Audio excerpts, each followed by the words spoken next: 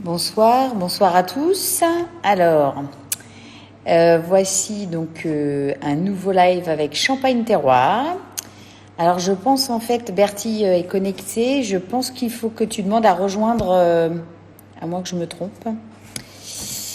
Il faut que tu rejoignes.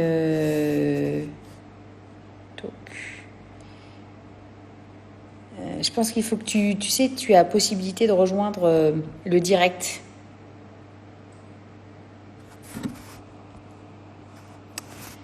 Alors, le temps qu'on se connecte, hein. C'est mon premier double live en tant qu'animatrice. Tu peux pas normalement, tu sais, tu peux faire Bertie, hein. Non? C'est pas comme ça que tu fais normalement?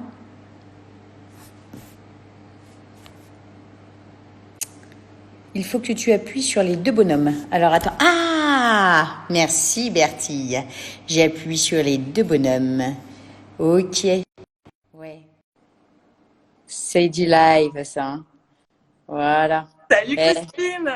ça va pas? On apprend en live aussi comment ça Eh fonctionne, oui, hein? oui, oui, Hein? oui. Bon, Bon, ça bah, va? bonsoir Bertie. Tu vas bien? Ça va et toi? Bon, écoute, nickel. Comme c'est toi qui es de l'autre côté ce soir, bah, je vais commencer par la question, ta question fétiche de départ. Comment vis-tu le confinement? Ben écoute, ça va, je le vis bien, on le vit bien ici au domaine, parce qu'on est en pleine effervescence de la préparation du tirage. C'est d'ailleurs pourquoi je suis actuellement en cuverie. Très bien. Parce que mardi commence la mise en bouteille 2020 pour une durée de 3 jours. D'ailleurs, mon père vous embrasse tous. Il est occupé avec ce tirage au bureau avec un peu l'administratif. Et du coup, c'est pour ça que c'est moi ce soir pour ce live. Et donc, il vous embrasse tous. Très bien. Alors, on va déjà saluer tous ceux qui nous ont rejoints hein, au fur et à mesure. J'ai vu un peu de Belgique aussi. Alors, on salue nos amis belges. On salue Anaïs qui vient de nous rejoindre.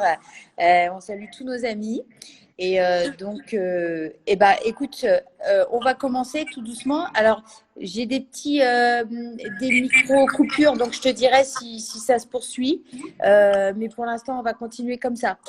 Alors, bah, tu vas commencer par nous présenter le domaine Guédos Forget. Il n'y a pas de souci. Juste avant, j'ai vu qu'on avait Anneli de Suède.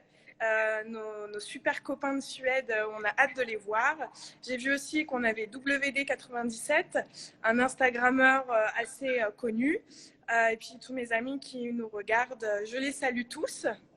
Donc, Champagne Guédos Forget, on est un domaine familial depuis plus de 4 générations. J'arrive en étant la 4e et une femme surtout. Et en fait, historiquement, il faut savoir qu'avant que ce soit mon père, c'était ma grand-mère à la tête du domaine. Donc, en fait, ça fait un peu parents, enfin, homme, Ça femme. coupe un petit peu, hein. Ça coupe un petit peu. Je ne sais pas si tu es loin de ta box, si tu es en 4G. Je suis en 4G. D'accord. Ça coupe un peu. Mais bon, continue. Donc, on est donc domaine familial vigneron indépendant. C'est-à-dire que l'on fait tout nous-mêmes de A à Z. On est sur une superficie d'environ une dizaine d'hectares répartis en 42 parcelles. On ne comprend pas tout. Excuse-moi, Bertie, je te coupe, mais on ne comprend pas tout très très bien. Enfin, je ne sais pas si nos hôtes sont d'accord avec moi. Moi, je n'ai pas compris combien d'hectares tu avais. Ça coupe un petit peu. Alors, je ne sais pas si tu as un endroit où ça passe un peu mieux, parce que là, tu as l'air d'être en cuverie. Alors, peut-être tu voulais nous montrer tes cuves. Tout à fait. Alors, peut-être tu peux nous montrer tes cuves. Et je puis, pars on au wifi. prend la présentation du domaine un petit peu plus tard parce que tu nous donnes des informations importantes et malheureusement, on ne comprend pas très, très bien. Voilà. Donc, la cuverie, une cuverie rénovée en 2014, cuve inox thermo-régulée. Très bien, chouette, magnifique. Elle brille. Ici, vous avez un pied de cuve qui est pour donc notre fermentation, notre prise de mousse, qui sont les levures, des levures. Excusez-moi. Téléphone. des levures sélectionnées sur nos raisins. Donc ça, c'est la cuve pour nos BSA. Et on ne mélange surtout pas les levures qui vont aller pour le millésime 2019. Et surprise. Très bien. On n'en dira pas plus sur ce troisième pied de cuve, puisque ce n'est pas encore sur le marché et ça risque d'être extrêmement prometteur. Voilà un peu la cuverie. Voilà, la pompe est prête à faire feu, puisque on y vient assez régulièrement. Très, très bien. Est-ce que c'est toujours aussi compliqué pour m'entendre ou... Alors, je ne sais pas, un de nos autres nous dit que on t'entend bien. Alors, est-ce que c'est moi qui… Est-ce que toi, tu m'entends bien? Oui, je t'entends très bien. Bon, bah écoute, je ne sais pas, on va essayer de poursuivre comme ça. Donc, la présentation du domaine, tu étais notamment sur le nombre d'hectares et puis le fait que les femmes reviennent au pouvoir dans ton domaine. C'est ça, donc les femmes bien de retour au pouvoir et surtout donc une dizaine d'hectares répartis en 42 parcelles sur les terroirs de Lude principalement, Chigny, Rilly et Tessy. Un peu de Trois-Puits aussi, mais principalement ceux que je viens de vous citer. Et tous ont premier cru et tous ont chacun leur intérêt dans nos assemblages, puisque le parcellaire est d'actualité. Je t'arrête. A priori, pour certains, c'est aussi un peu plus faible la connexion, enfin le son. Je pars au Wi-Fi. Ouais, je pense que ce sera mieux. Tu as un petit coucou de l'Espagne, de Los Pinos de Garcia qui te dit j'adore vos vins, c'est super. Génial, on les salue aussi.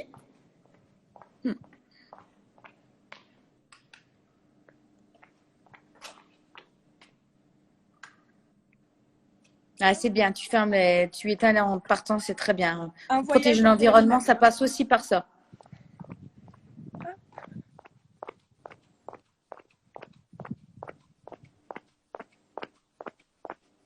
Je pense que ce sera mieux parce que après, quand on va la remettre sur notre chaîne YouTube, j'ai peur que voilà, ces petits accros. On n'est pas encore équipé. Enfin, il y a le Wi-Fi au pressoir, mais je n'ai pas pensé à prendre les codes. Et je vais me remettre à la maison. Alors, hop, il faut que je fasse attention aux chiens, bien évidemment. Les aléas du live. Allez, comme ça va être un peu, on sera posé. C'est bien qu'on ait pu voir l'intérieur de ta cuverie. Je pense que pour beaucoup, voilà, qui n'ont pas forcément l'opportunité de se déplacer jusqu'à ta propriété, en tout cas dans un premier temps, bah, au moins ils ont eu un petit aperçu et puis un petit aperçu de l'effervescence qu'il y a autour de ton tirage qui va arriver dans quelques jours, puisque c'est quand même une tâche importante et incontournable dans nos métiers de vignerons indépendants. En général, on en fait rarement plus d'un dans l'année, donc certains en font bien sûr, mais ça reste quand même un événement pour nous, quoi. Tout à fait. Est-ce que tu m'entends mieux? Ben, écoute, on va recommencer là. On va essayer de recommencer là. Voilà. Je suis pas sûre d'avoir entendu ton encépagement. Alors non, puisque j'en ai pas encore parlé vu que ça a coupé. Je voulais être sûre que je sois reliée au Wi-Fi pour parler de l'encépagement qui est… Alors, nous sommes sur la montagne de Reims. Qui dit montagne de Reims dit Pinot Noir. Mais pas chez nous, puisque la majorité de notre encépagement, c'est du meunier. À 80%, 10% de Pinot Noir et 10% de Chardonnay. Alors, dans les Chardonnays, on enlève 1% et on rajoute 1% de petits méliers. Donc, si j'ai bien compris, parce que moi, j'ai toujours des problèmes d'entente, mais je pense que peut-être nos autres peuvent nous dire si eux, ils t'entendent mieux que moi. 80% meunier, 10% chardonnay, enfin, dont 1% en petit mélier, c'est-à-dire un cépage qu'on appelle chez nous les cépages oubliés, qui sont tellement oubliés qu'on les revoit de plus en plus, et 10% de pinot noir. C'est bien ça? Tout à fait, je confirme. Très bien. Eh ben, écoute, on va continuer. Depuis combien de temps tu es arrivé sur ton domaine? Alors, je ne suis pas encore officiellement revenue, mais officieusement, oui. Ça fait plus de 4 ans que j'aide mon père sur le développement à l'export, sur la démarche commerciale. Les salons, je les fais depuis plus de 8 ans. Donc tout le milieu commercial, je suis très active sur cette partie-là et depuis plus de 4 ans, depuis 4 ans sur la partie vitivinicole. Je termine donc mes études en juin et je signe officiellement et pour un CDI à très long terme au Champagne Guédos Forget. Donc c'est pour moi un aboutissement de ma passion, c'est l'aboutissement de ma passion puisque Ça coupe un petit peu, Bertie. Enfin, je sais pas si c'est le cas juste pour moi, mais pour moi, ça c'est un peu haché en fait. en Wi-Fi à 100%. Est-ce que c'est moi alors du coup qui pose problème? Je vais peut-être, moi j'étais en 4G parce que j'avais peur justement que mon Wi-Fi soit faible. Si tu me permets 3 secondes, je vais essayer de passer sur mon Wi-Fi. Hein? Bouge pas.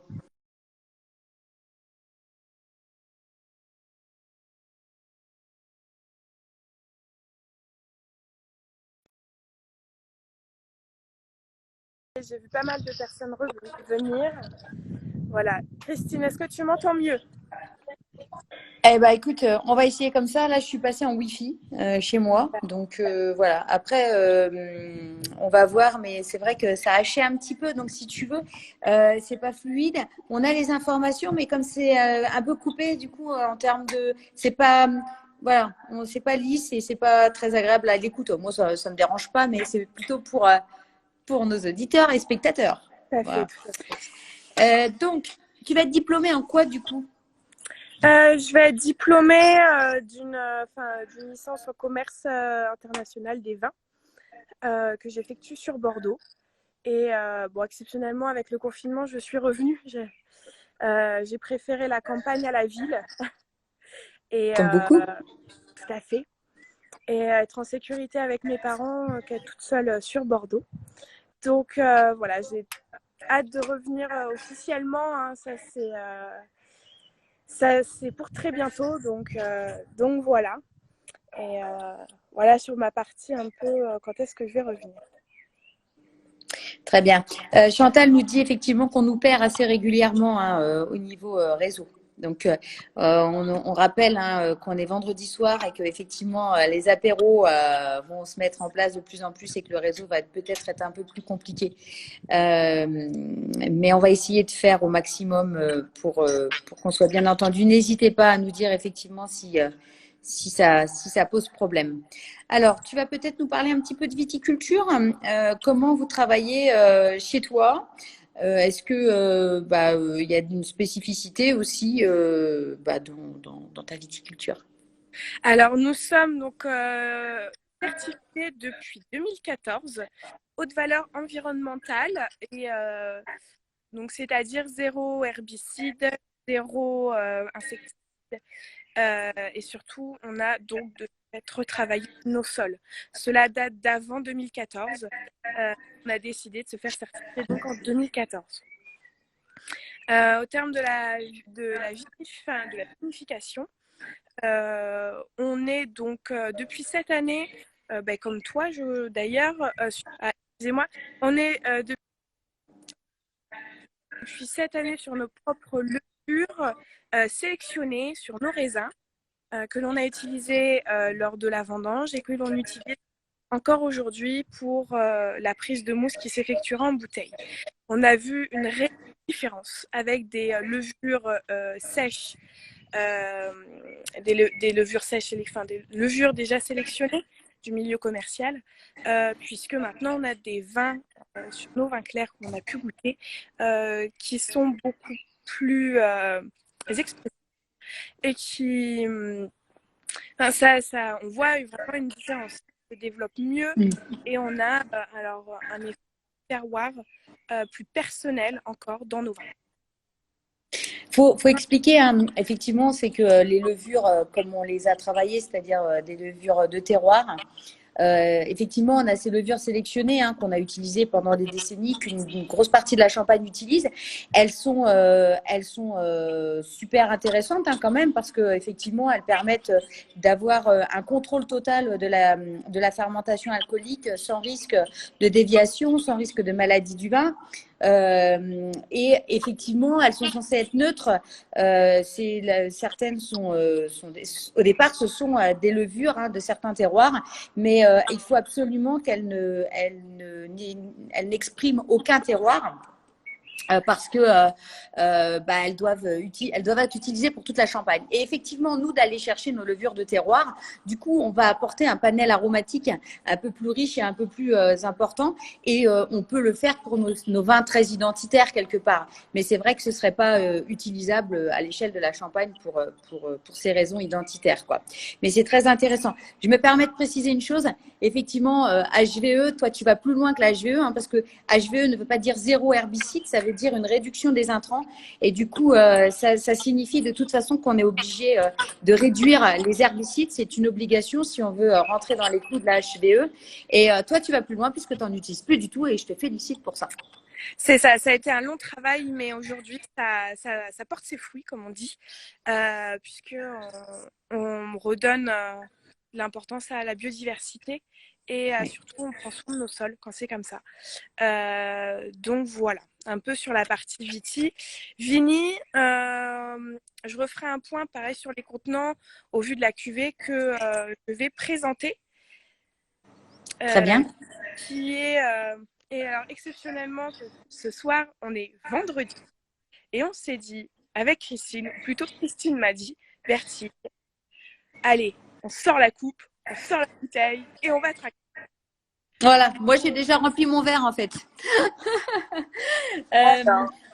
Alors, on a une question en même temps. Hein, avant que tu présentes, on est d'accord, tu vas présenter ta cuvée emblématique. On a une question, est-ce que on peut avoir un lien vers tes cuvées? Est-ce que il y a des informations sur ton site internet peut-être directement? Tout à fait, vous pouvez vous rendre sur notre site internet Champagne Guédose Forgé, sur lesquels on a toutes les informations sur nos cuvées. Si vous en souhaitez davantage, des informations purement techniques, vous m'envoyez un mail et ce sera avec grand plaisir que je vous enverrai nos fiches techniques. Voilà, c'est les bulles de Chris hein, qui posent cette question.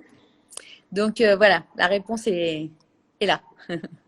Donc, qu'est-ce que tu vas nous présenter? Alors oui, hein, on avait jusqu'à présent, on présentait nos cuvées sans forcément trinquer.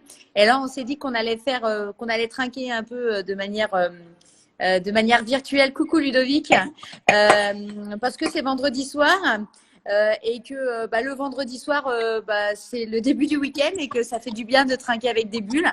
Alors nous, on a tendance à trinquer un petit peu toute la semaine, mais voilà. Mais du coup, moi j'ai déjà mon verre de près. Alors, je suis désolée, c'est pas ton champagne, Bertie, c'est le mien, parce qu'on est confinés. Hein. Mais voilà.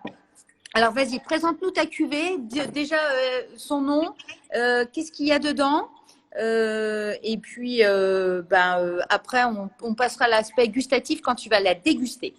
D'accord. Donc, ce soir, je vous présente la cuvée Bertille. Ah merveilleux. Toi, t'as une cuvée à ton nom, carrément. Eh oui, j'ai cette chance-là. Donc, cuvée Bertille a été créée par mon père, premier millésime 1999. Je suis de 97, donc en fait, il s'est dit, j'ai envie de faire une cuvée vinifiée en fût. Avec une majorité parfois de chardonnay ou non, hein, ça dépend de l'année. Et pour ça, quand il a commencé en 99, il s'est dit pourquoi pas l'appeler Bertie, puisque historiquement il y avait aussi une cuvée Agathe qui est ma grande sœur. Donc s'il y a Agathe, il se doit d'y avoir Bertie. Donc on a la cuvée Bertille. Cuvée Berthier, vinification en barrique française d'origine. Alors, on va avoir des barriques de Bourgogne, des barriques de Cognac, enfin Charente plus précisément, avec un assemblage de 32% de chardonnay, 40 de pinot noir et 28 de meunier. Je regarde la contre-étiquette parce qu'en fait, chaque année, l'assemblage, il va changer. On le fait selon l'humeur du chef pendant... on va goûter nos barriques et il n'y a pas de règle. Il n'y a zéro règle sur Bertille, hormis qu'on bloque les malots. Et encore, si elles veulent se déclencher toutes seules, eh ben, on ne va pas les en empêcher. Ce qui est arrivé pour 2018. Oui, millésime 2018. Et voilà, j'ai vu qu'il y avait une question. J'ai 2 questions, ouais, il y a 2 questions même. Est-ce qu'elle est tirée liège? Ça, c'était la première question du Ludovic. Et la deuxième, c'est est-ce que tu utilises des fûts neufs? Alors, pour la première, oui, c'est tiré liège depuis le millésime 2017. Fût neuf. Ça peut être intéressant, excuse-moi, je te coupe Bertie, ça peut être intéressant d'expliquer pourquoi tu tires en liège. Parce que Ludovic, évidemment, est un grand expert, donc lui, il pose la question, il connaît la réponse, mais peut-être nos autres spectateurs ne savent pas pourquoi tu tires liège. Alors, pourquoi nous avons fait le choix sur Bertille et une autre de notre cuvée qui est nouvelle, donc audacieuse agate, de tirer liège, tout simplement parce que ça te permet une meilleure micro-oxygénation lors du vieillissement et d'avoir des arômes plus, alors dire aboutis non, mais plus complexes lors de la dégustation. C'est un choix tout à fait personnel hein, et pour vraiment avoir un vin encore plus abouti. Et aussi, avant, on mettait en bouteille avril, comme avec tout le reste, tout ce qui est en vinification cuve. Et en fait, on s'est rendu compte qu'on pouvait aller encore plus loin. Dans le vieillissement, dans le vieillissement sur l'élevage en barrique, pardon, pour avoir un vin encore plus complexe et mieux fini. Donc, on tire maintenant en juillet. Et l'autre question qui te posait, Ludovic, avant une autre question de Chantal, c'est fût neuf? Alors, tout à fait. On va avoir du fût neuf et du fût qui ont 2 ou 3 vins. D'année en année, en fait, ça change parce qu'on va goûter chaque fût. Et si le fût nous plaît, on va le mettre dans l'assemblage. Chaque année, nous rentrons quand même de nouveaux fûts. On fait des roulements puisqu'il y en a qui s'essoufflent. Hein, donc, on n'y a plus d'intérêt. Et donc, on a des barriques. Ludovic qui dit en Champagne, on ne parle pas de barrique. Par barrique ou fût ou barrique. L'un rejoint l'autre. Donc, on utilise des barriques de 228 litres et des barriques de 400 litres. Et la question de Chantal, c'est vrai que des fois, ça coupe un peu. C'est bien donc du 2013. Tout à fait. Nous sommes sur la Bertille 2013. Très bien. On avait aussi les bulles de Chris qui avaient une petite question sur ta cuvée quintessence, mais je pense que tu reviendras peut-être directement vers lui via Instagram pour lui répondre. Tout à fait. Je reviens à toi, Chris, dans la soirée ou durant le week-end sur la cuvée quintessence. Et si tu as d'autres questions, n'hésite pas à m'envoyer un message en privé. J'y répondrai avec grand plaisir. Voilà. Ludovic qui dit que ça donne envie de prendre l'apéritif. Donc, on te laisse un petit peu déguster et nous parler des arômes de cette cuvée et surtout de savoir avec quoi tu l'accorderais, avec quel mets en particulier. Alors, santé. Santé à vous, santé à tous ceux qui nous regardent. Alors, du coup, on dit santé quand même. Et on pense à vous. Voilà, on pense. Vas-y, je te laisse parler un petit peu de ta cuvée.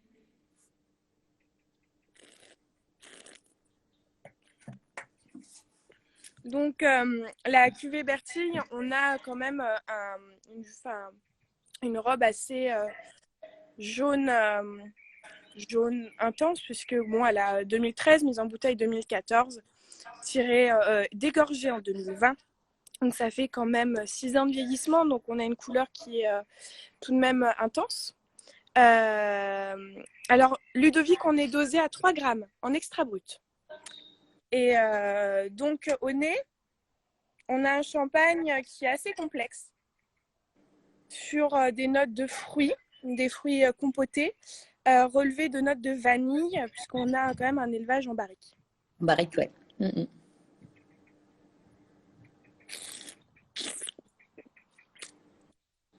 On a une bouche qui est très gourmande, qui prend bien le palais et qui nous fait saliver. Puisque donc les malots sont bloqués, ça nous permet de garder une très belle fraîcheur. On sent quand même que c'est donc gourmand sur des notes, un peu de fruits rouges quand même, parce qu'on a une majorité de pinot noir. Et ce côté boisé, par des notes un peu légèrement épicées, vanillées, qui reviennent en fin de bouche. Et c'est une longueur, c'est très droit, en fin de bouche. Ça reste longtemps et très agréable. Alors, avant de te poser une question de Chris encore, et bonjour à ceux qui viennent de nous rejoindre, notamment Ramon, je crois. Je voulais juste rappeler que 2013, c'était une année un peu particulière parce que c'est une année où on a vendangé en octobre, ce qui n'était pas arrivé depuis quasiment le temps de nos parents, voire de nos grands-parents. Et c'est une année qui s'est révélée hyper qualitative quand beaucoup de professionnels au départ nous disaient que les vendanges d'octobre n'étaient pas forcément qualitatives. On a eu des vins, notamment des vins de réserve qui se sont vraiment ouverts et révélés. Moi, ça fait longtemps que j'ai pas goûté, ça fait longtemps que j'ai pas goûté un millésime 2013 de chez moi puisque je les ai pas encore sortis. Mais c'est quand même une particularité de ces dernières années. Je vais donc maintenant, je me permets ce petit point. Hein. Merci. Moi, en 2013, j'étais vraiment jeune. Donc, je pense que tu l'as mieux vécu que moi, la vendange. Moi, je jouais encore après tout le monde et je jouais avec tout le monde plutôt que… Bon, ça veut dire que je suis un peu plus vieille que toi, mince. Alors, les bulles de Chris nous demandent en fait, effectivement, et ça, je vais te laisser répondre après tout, si c'est pas un petit peu à la mode l'extra brut. C'est vrai qu'on en voit de plus en plus l'extrait brut. Selon moi, hein, pour moi, juste avant, je tiens à préciser, j'ai plus beaucoup de batterie. Si ça coupe, je prends le relais sur un autre téléphone. D'accord ? Je ne vous abandonnerai pas. Donc, l'extrait brut, en effet, il y en a de plus en plus. Pourquoi ? Parce que on a sûrement un palais qui aime bien au quotidien manger un peu moins sucré. Ça aussi, certains pensent que avoir des dosages un peu plus élevés peut masquer les champagnes. Chez nous, la majorité de notre gamme est composée de bruts. Nous avons que 2 extras bruts sur 8 champagnes. Pour nous, le dosage brut, extra brut, le chiffre, c'est qu'un chiffre. Et quand on fait nos dégustations de dosage, il faut le savoir qu'on les fait à l'aveugle. C'est-à-dire qu'on n'est pas influencé par un chiffre à se dire absolument il faut que je fasse un extra brut. Non, notre but, c'est d'équilibrer nos champagnes. C'est que le client s'y retrouve, que nous, on s'y retrouve, puisque c'est important d'aimer les produits que l'on fait. Et ce que l'on aime, c'est l'équilibre. S'il faut qu'il y ait 7 grammes de sucre, il y en aura 7. Si par contre, 4 grammes, c'est équilibré, ce sera 4 grammes. Sur des bruts, sur nos bruts. Sur les extra bruts, bien évidemment, on ne dépasse pas les 6 grammes. Mais de toute façon, c'est pensé dès l'assemblage que ce sera un extra brut. Ouais. Ludovic dit aussi en fait que la qualité des raisins est meilleure, ce qui n'est pas complètement faux d'ailleurs. Hein, la Champagne produit de meilleurs raisins pour de nombreuses raisons d'ailleurs. Hein. Il te demande, alors attends, le sucre comme un épice, oui, c'est vrai que ça, oui. Et est-ce que tu utilises des MCR? Des mous concentrés rectifiés, oui. Nous sommes D'accord. en mous concentrés, MCR, pour le dégorgement. En fait, on a trouvé que quand on utilise le MCR chez nous, la conclusion, ça a été que les champagnes s'adaptaient mieux après, une fois le dégorgement fait, puisque parfois on est en flux tendu. C'est-à-dire qu'on doit dégorger et 3 semaines, 1 mois après les vendre, puisqu'il y a de la demande. Et le champagne, c'est bien adapté au dégorgement. Tu peux peut-être nous réexpliquer ce que c'est que les MCR pour ceux qui ne savent pas? Alors, les mous concentrés rectifiés, c'est issu de mous de raisin, donc de jus de raisin, qui sont concentrés pour avoir le sucre qui va nous permettre de doser nos champagnes.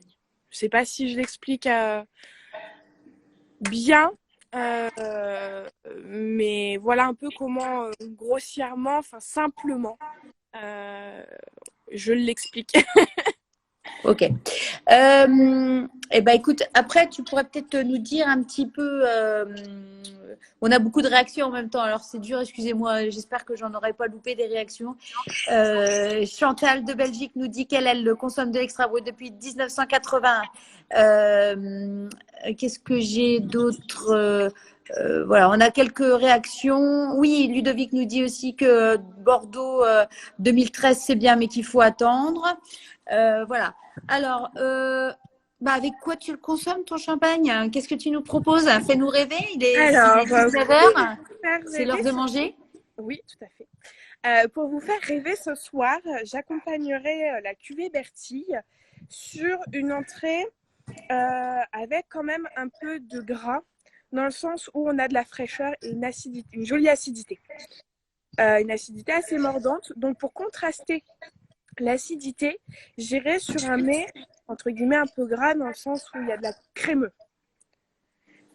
Donc on peut voir ça. Alors qu'est-ce qui me viendra à l'esprit maintenant sur du chaud? On peut mettre ça sur des langoustines que l'on a tranchées dans le long. C'est une recette qui nous vient de Suède, qu'on a fait régulièrement quand on va en Suède. C'est-à-dire qu'on prend la langoustine, on la coupe sur le long et on met un beurre avec un peu d'ail, un peu aillé et surtout beaucoup de beurre pour avoir le côté crémeux. Et on avait ouvert une Bertille 2013 et c'était fabuleux. C'est simple, c'est des produits quasi bruts et qui font toujours plaisir. Donc voilà, Bertille s'accompagne aussi sur un apéritif où on a envie de célébrer quelque chose. Ça coupe un petit peu, Bertie. Je pense que le fait qu'il soit 19 heures et qu'il y ait beaucoup d'apéros qui commencent, fais attention à pas trop bouger peut-être. Oui, alors là, vous m'entendez un peu mieux? On va essayer de finir. Oui, tout à fait. Donc voilà, Bertille, c'est un champagne qui se sort pour des bonnes nouvelles. Pour tout simplement, c'est vendredi soir comme ce soir et il faut s'imaginer avec des amis, des très bons amis. Il y a une guerre. Et comment et ouvrir une bouteille de Bertille pour se faire plaisir. Voilà. C'est un champagne aussi de plaisir et de convivialité.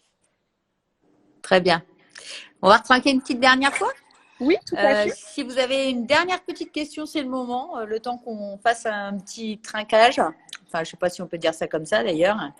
Voilà, chin chin. Alors, donc, moi, je suis pas au même, on n'est pas au même champagne, mais voilà, on voulait un peu marquer le coup pour ce début.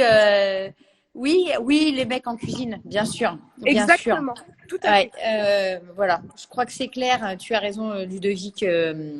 J'espère que le mien il est en train de cuisiner un truc sympa d'ailleurs. Mais voilà, chin, vive les bulles. Et si vous avez une dernière petite question, c'est le moment avant qu'on se quitte. Voilà, avant de se quitter, je rappelle que le quiz sera en ligne demain et que lundi soir, nous allons tirer au sort les gagnants.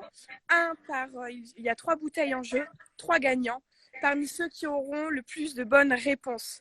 Donc lundi soir sur le live avec le prochain vigneron, vous serez les 3 premiers gagnants de cette séquence live.